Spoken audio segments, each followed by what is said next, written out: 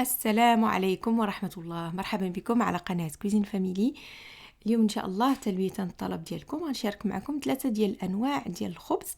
غنشوفوا خبز ديال العدس اللي مقرمش اللي كنرافق به انواع ديال الشوربه، وغنشوفوا كذلك خبز ديال ايلان وخبز ديال الحنطة السوداء بطريقة صحية 100%. وبسم الله على بركة الله غنبداو بخبز ديال إيلان هنا مرقداه ليلة كاملة. هنا عندي 200 غرام بالضبط، عبرتها بالميزان ليلة كاملة. ومن بعد غدا نغسلو دابا ونصفيه، ومن بعد غدا نطحنوه إن شاء الله. هنا عندي 100 غرام ديال العدس اللي تا هو مرقد ليله كامله باش كتخلصنا من لاسيد فيتيك، لا من العدس ولا حتى الا انت هو تخلصنا من لاسيد فيتيك كيجينا ساهل في الهضم. هنا عندي واحد 2 معالق ديال زريعه الكتان، وهنا عندي واحد 3 ديال حبات ديال التمر اللي غادي يسرعوا التخمر. اللي عنده السكري فيتخلى عليهم. هنا غادا نزيدو الملحه باش يجينا بنين. وهنا عندي واحد الكاس ديال الماء ما يعادل 140 مليلتر ديال الماء. الا تغسل وتصفى صافي غادا نزيدو هنايا.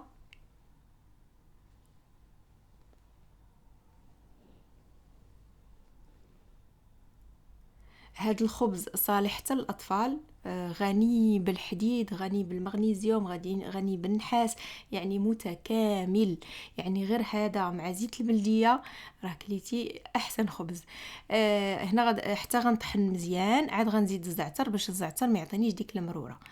هنا غادا نطحنو مزيان. بالنسبه اللي عنده الترموميكس انا درت فيتاس 10 وخليته طحن 2 دقائق، ماشي بحال ديك المره غلط قلت لكم 2 ديال الثواني، لا هنا 2 ديال الدقائق باش كيتطحن لي مزيان. يعني كنطحنو الدقيقه الاولى ومن بعد كنعاود نحرك ونشوف ونعاود نزيد الدقيقه الثانيه باش تطحن ليا مزيان.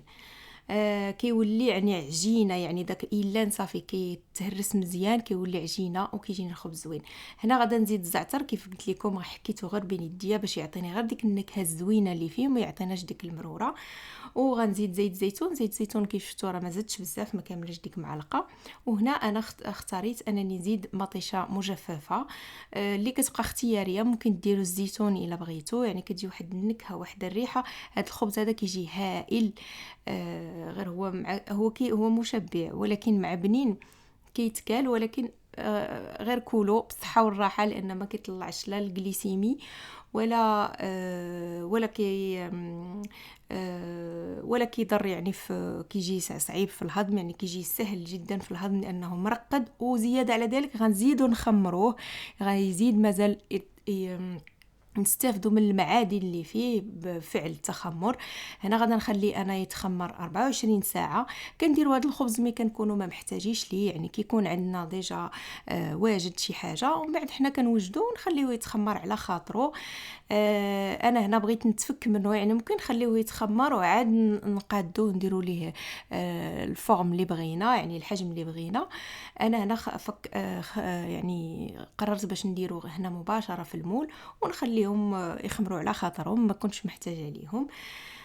ممكن توجدوا بزاف وديروهم في المجمد من بعد، بالنسبه للناس اللي خدامين وما مسالينش باش يتسناو يخمر هكذا على خاطره. صافي هنا كيف قلت لكم خليته يخمر، وغادا ندوزو باش نوجدوا الخبز الثاني. الخبز الثاني انا وجدته بالحنطه السوداء، حتى هي رقدتها، حتى هي 200 غرام بالضبط. وهنا عندي واحد 100 غرام ديال اللوز، اللي هنا راه ماشي ضروري في الوصفه، يعني باش كنزيد نبنن داك الخبز، وفي نفس الوقت كيساعد داك اللوز، كيساعد حتى على التخمر. كتعرفوا بان الحبوب كلها ممكن نخمروها، يعني اللوز الكاجو كل شيء هادشي راه ممكن نخمروه. المهم هنا راني زدت 3 ديال التمرات، وكيف قلت لكم اللي عنده السكري يتخلى عليهم. ودرت الملحه، وكيف العاده الماء حتى هو درت 140 مليلتر، يعني نفس العبار ديال الخبز الاول. وغدا نطحن كل شيء. هنا راه تقدروا تزيدوا الا بغيتوا النكهات اللي بغيتوا. انا غنخليه هكذا باش غناكلوه ان شاء الله مع اون باطا تارتيني، كيجي مزيان صافي حتى هو نفس الشيء. كننزلو هنايا وكنخليه يخمر. راه هنا كيجي الكميه شويه قليله مقارنه مع الخبز ديال ايلان، ان الخبز ديال ايلان فيه العدس عطى كميه اكثر. صافي، وهنا غادا نزينو انا بشويه ديال رقائق اللوز من الفوق. يعني ممكن عوض اللوز ديروا زنجلان، ممكن يعني ماشي ضروري اللوز. اللي بالنسبه للناس اللي عندهم الحساسيه يعني كديروا على حسب اللي بغيتو. اي حاجه اي حبوب درتوها راها كتساعد على التخمر. حتى هو نفس الشيء غادي يبقى 24 ساعه كيتخمر.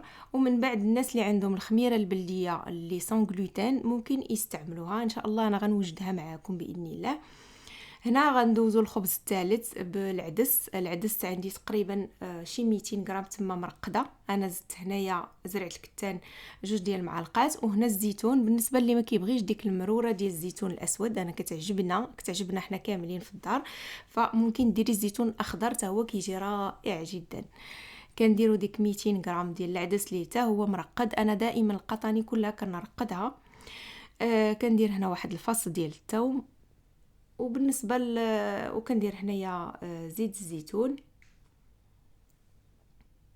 بالنسبه باش غنكه راه غتنكهوا نتوما على حسب الذوق ديالكم.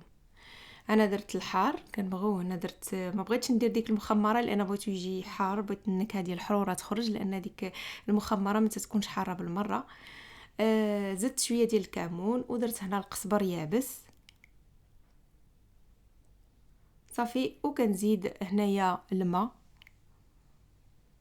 كاس ديال الماء تقريبا. صافي، وغادا نطحن كل شيء حتى يولي على شكل عجين رطب. وكندهن هنايا بزيت الزيتون باش ما يلصقش ليا، لان كتكون العجينه سائله. صافي، وكنسرحها هنايا. وهاد العجينه وهاد الخبيزه هادي راه ممكن اما ديروا بها دي ساندويتش، اما تقطعوها وتعمروها، يعني ممكن ديروا بها اللي بغيتو. بالنسبه للعدس اللي ما كيبغيش ياكلو بلا صوص كيف ما كتعودنا ناكلوه، فممكن توجدي به بسكوي، ممكن توجدي به. المهم حاولي تدخليه في النظام الغذائي ديالك، لانه مهم بزاف. غني بالحديد، النحاس، الزنك، فيه البوتاسيوم، فيه المغنيسيوم، يعني هو زوين بزاف. زياده على انه فيه حتى هو تريبتوفان اللي كتحول السيروتونين باش كيجينا النعاس، يعني كنعسو مرتاحين. المهم هنا بالنسبه للمنكهات من الفوق هادو ضروريين، كيعطيو واحد النكهه خاصه، واحد النكهه اللي زوينه. انا درت زنجلان، شويه ديال الحار، ما كيبانش لكم مزيان لان داكشي غامق. دونك درت شويه ديال زرعه الكتان. المهم كديروا على حسب الذوق ديالكم، اي حاجه كتعجبكم ممكن ترشوها من الفوق. انا درت شويه ديال الحار لان بغيتو يجي حار والمذاق ديالو يكون زوين.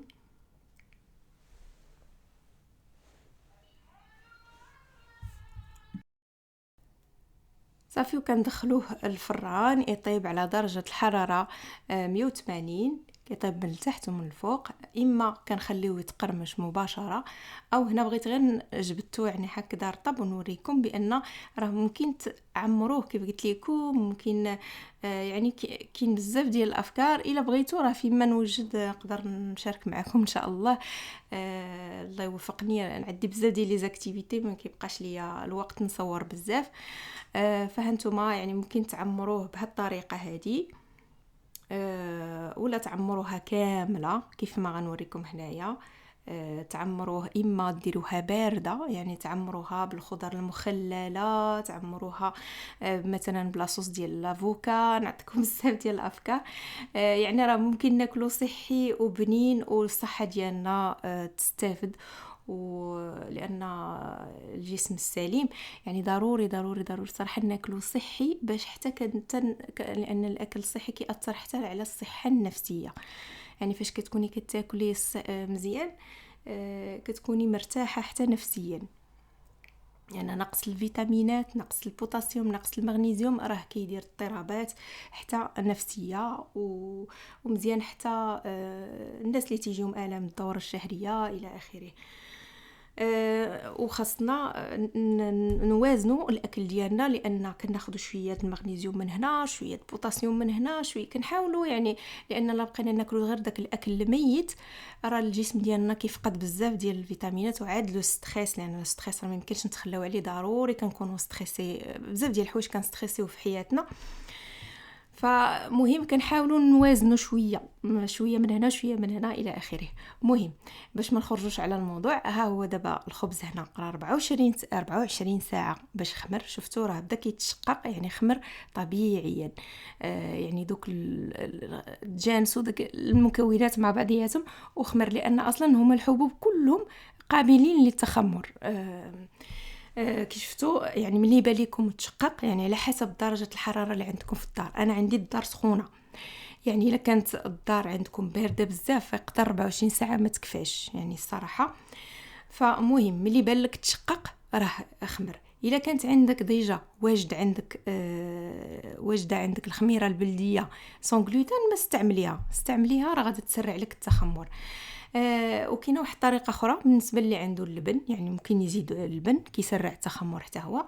ممكن تزيدوا حتى الكيفير ديال الحليب حتى هو راه ولا موجود دابا، ولا موجود فين ما مشيتو كتلقاوه، فممكن تاخذوه حتى هو كيسرع التخمر بسرعه. هاد الطريقه هذه بالنسبه اللي ما باغيش يدير لا حليب، لا اللي ما باغيش المواد مشتقات الحليب، يعني ما باغي لا البن لا كيفير لا والو، فممكن يدير هاد الطريقه اللي شاركت معكم اليوم. واللي ما واجداش عنده الخميره البلديه اللي ممكن نوجدوها حتى سون غلوتين طبيعه الحال.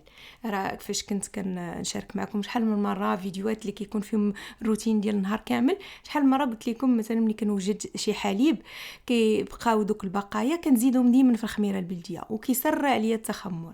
يعني بحال بقايا ديال اللوز، بقايا ديال نواد كوكو اللي هي الكوك، جوز الهند حتى هو، يعني حتى هو ممكن نزيدوه في الخبز. صافي هانتوما شفتوا الخبز كي داير زوين، لذيذ بزاف بزاف بزاف، مشبع جدا. نتمنى ان شاء الله تجربوه وتكونوا استفدتوا ولو القليل من هذا الفيديو. والى فيديو جديد ان شاء الله. استودعكم الله الذي لا تضيع ودائعه. السلام عليكم ورحمه الله.